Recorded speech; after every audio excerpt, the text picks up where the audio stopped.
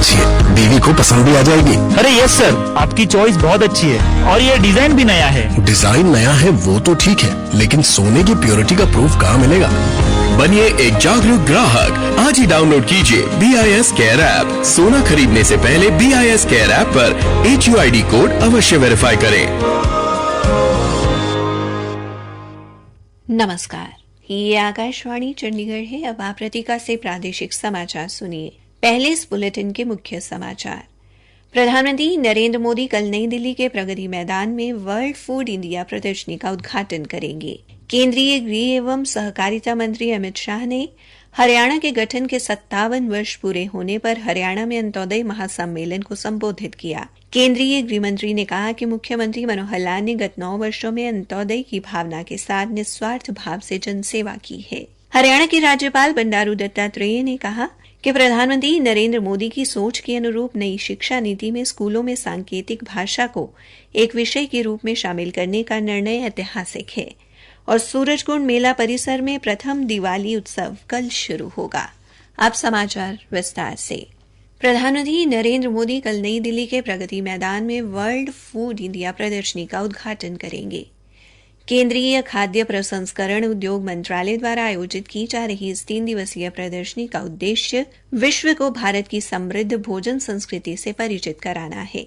आकाशवाणी समाचार के साथ विशेष साक्षात्कार में मंत्रालय की सचिव श्रीमती अनीता प्रवीण ने कहा कि इस प्रदर्शनी में 23 राज्यों और कई देशों से लगभग 1200 व्यक्ति अपने उत्पाद प्रदर्शित करेंगे। केंद्रीय गृह एवं सहकारिता मंत्री अमित शाह ने कहा कि केंद्र सरकार की तरफ से हरियाणा को 9 वर्षों में 1,32,000 करोड़ रुपए विकास कार्यों के लिए उपलब्ध कराए गए हैं, जबकि इससे पहले कांग्रेस सरकार के 10 साल के कार्यकाल में हरियाणा को केवल 40,000 करोड़ रुपए की राशि मिली थी। श्री अमित शाह आज हरियाणा के गठन के 57 वर्ष पूरे होने पर करनाल में आयोजित अंत्योदय महासम्मेलन में मुख्य अतिथि के तौर पर संबोधित कर रहे थे। उन्होंने कहा कि मुख्यमंत्री मनोहर लाल ने गत 9 वर्षों में अंत्योदय की भावना के साथ निस्वार्थ भाव से जनसेवा की है और हरियाणा से भ्रष्टाचार, भाई भतीजावाद और क्षेत्रवाद की राजनीति को खत्म किया है। गृहमंत्री ने कहा कि हरियाणा की जनता ने दूसरी बार भी भारतीय जनता पार्टी के उम्मीदवारों को जिताकर प्रधानमंत्री नरेंद्र मोदी को सत्ता सौंपी और 9 वर्षों में बीजेपी सरकार ने देश व प्रदेश को विकास के पथ पर आगे बढ़ाने का कार्य किया। उन्होंने कहा कि श्री मोदी ने देश को 9 सालों में 7 भारतीय प्रौद्योगिकी संस्थान, 7 भारतीय प्रबंधन संस्थान, 15 एम्स, 700 मेडिकल कॉलेज और 54,000 किलोमीटर लंबे राष्ट्रीय राजमार्ग दिए हैं और इसी तर्ज पर हरियाणा में मुख्यमंत्री द्वारा 77 नए कॉलेज, 13 विश्वविद्यालय, 8 मेडिकल कॉलेज, 2 नए हवाई अड्डे और 16 नए अस्पताल दिए गए हैं और इसके साथ साथ 28,000 किलोमीटर से अधिक नई सड़कों का जाल बिछाया गया है। मुख्यमंत्री मनोहर लाल की सराहना करते हुए श्री अमित शाह ने कहा कि उनकी सरकार ने हरियाणा को एक विकसित राज्य बनाने का कार्य किया है।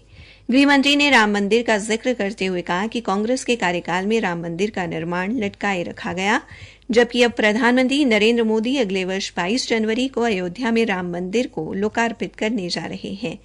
उन्होंने लोगों से मुख्यमंत्री तीर्थ यात्रा योजना का लाभ उठाते हुए इस कार्यक्रम का साक्षी बनने का आह्वान भी किया। श्री शाह ने हरियाणा को किसानों व वीरों की भूमि बताते हुए कहा कि प्रधानमंत्री नरेंद्र मोदी ने देश की सेनाओं को आधुनिक बनाया है और सीमा पर तैनात सैनिकों को अच्छे व आधुनिक हथियार दिए गए हैं। उन्होंने अपने संबोधन में 1 रैंक 1 पेंशन और सर्जिकल स्ट्राइक का जिक्र भी किया। आकाशवाणी चंडीगढ़ के समाचार सेवा प्रभाग द्वारा मेरी माटी मेरा देश अभियान के तहत शुरू की गई प्रश्नोत्तरी प्रतियोगिता का आज का प्रश्न है, स्वतंत्रता आंदोलन के दौरान 180 किलोमीटर पैदल मार्च करने वाली महिला क्रांतिकारी कौन थी? प्रश्न एक बार फिर से सुन ले। स्वतंत्रता आंदोलन के दौरान 180 किलोमीटर पैदल मार्च करने वाली महिला क्रांतिकारी कौन थी? अपने उत्तर newsairchd@gmail.com पर तुरंत मेल करें।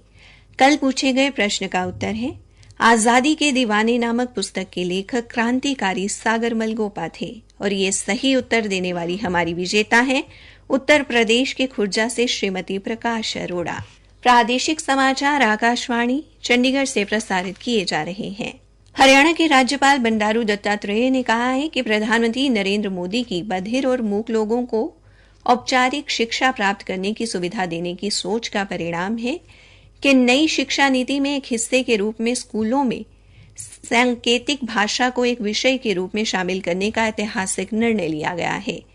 राज्यपाल आज चंडीगढ़ स्थित भारतीय वैज्ञानिक एवं औद्योगिक अनुसंधान परिषद में आयोजित 3 दिवसीय यूसुफ हामिद रसायन विज्ञान शिविर को संबोधित कर रहे थे। उन्होंने कहा कि भारतीय वैज्ञानिक एवं औद्योगिक अनुसंधान परिषद का शोध संस्थान IIM tech, royal society for chemistry और देखने एवं सुनने में अक्षम लोगों के लिए हरियाणा वेलफेयर सोसाइटी ने इस अनूठे अभ्यास के लिए रूपरेखा तैयार करने के लिए हाथ मिलाया है। श्री दत्तात्रेय ने कहा कि 2011 की जनगणना के अनुसार देश में लगभग 50 लाख लोग बधिर हैं, जबकि विश्व स्वास्थ्य संगठन के नवीनतम अनुमान के अनुसार भारत में ये संख्या 6 करोड़ 3 लाख हो सकती है और इनमें से अधिकांश बच्चे स्कूल जाने की उम्र के हैं।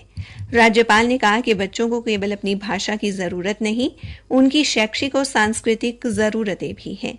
उन्होंने कार्यशाला को इस महत्वपूर्ण समुदाय की शैक्षिक और वैज्ञानिक जरूरतों को पूरा करने के लिए एक ऐतिहासिक अभियान की शुरुआत बताया।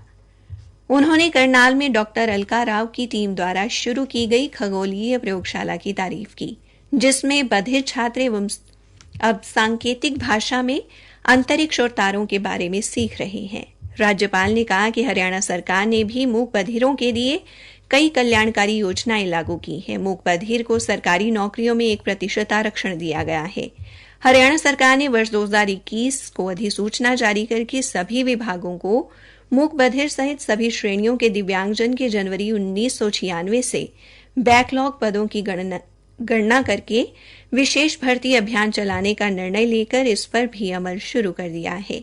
इस बार हरियाणा सिविल सेवा में भी एक मूक बधिर उम्मीदवार को चुना गया है। हरियाणा सरकार द्वारा विश्व प्रसिद्ध सूरजकुंड मेला परिसर में प्रथम दिवाली मेला कल शुरू होगा। मेला 10 नवंबर तक चलेगा।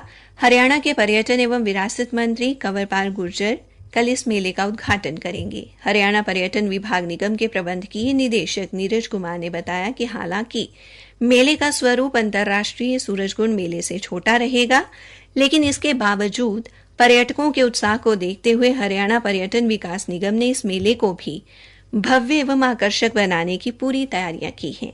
उन्होंने बताया कि सूरजकुंड मेला परिसर में पहली बार लगने वाले दिवाली मेले के परिसर के 1/3 क्षेत्र को ही प्रयोग किया गया है। उन्होंने कहा कि मेला शिल्प कला की बजाय दिवाली के सामान व त्योहारों से जुड़ी खरीदारी पर केंद्रित रहेगा। उन्होंने बताया कि मेले में बड़ी चौपाल पर लगातार सांस्कृतिक कार्यक्रम चलेंगे, जिसमें पूरी तरह से भारतीय सांस्कृतिक परंपराओं की झलक दिखाई देगी। इसके साथ ही दीपोत्सव आकर्षण का केंद्र रहेगा। मेले में छात्रों का प्रवेश निःशुल्क रहेगा। गोवा में चल रही 37वें राष्ट्रीय खेलों में हरियाणा के खिलाड़ियों ने आज भी शानदार प्रदर्शन करते हुए अपना दबदबा कायम रखा। प्रदेश के खिलाड़ियों ने कुश्ती में जहां 3 स्वर्ण और 4 कांस्य पदक जीते, वहीं साइकिलिंग ट्रैक मुकाबले के प्रथम दिन 1 स्वर्ण, 1 रजत और 1 कांस्य पदक जीता। कुश्ती मुकाबलों में 62 किलोग्राम भार वर्ग में मनीषा ने और 76 किलोग्राम भार वर्ग में ऋतिका हुड्डा ने स्वर्ण पदक जीता। हरियाणा सरकार द्वारा कौशल विकास एवं औद्योगिक प्रशिक्षण विभाग के माध्यम से राज्य के प्रत्येक जिले के युवाओं को सांस्कृतिक गतिविधियों से जोड़ने व उनकी प्रतिभा को निखारने के उद्देश्य से जिला युवा महोत्सवों का आयोजन किया जाएगा। इस कड़ी में पंचकूला में 30वें जिला स्तरीय युवा महोत्सव का आयोजन 17 व 18 नवंबर को श्री जैनेन्द्र गुरुकुल में किया जाएगा।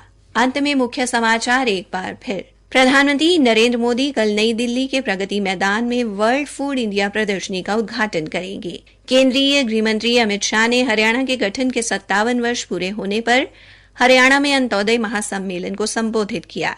केंद्रीय गृहमंत्री ने कहा कि मुख्यमंत्री मनोहर लाल ने गत 9 वर्षों में अंत्योदय की भावना के साथ निस्वार्थ भाव से जनसेवा की है। इसी के साथ ये समाचार बुलेटिन समाप्त हुआ।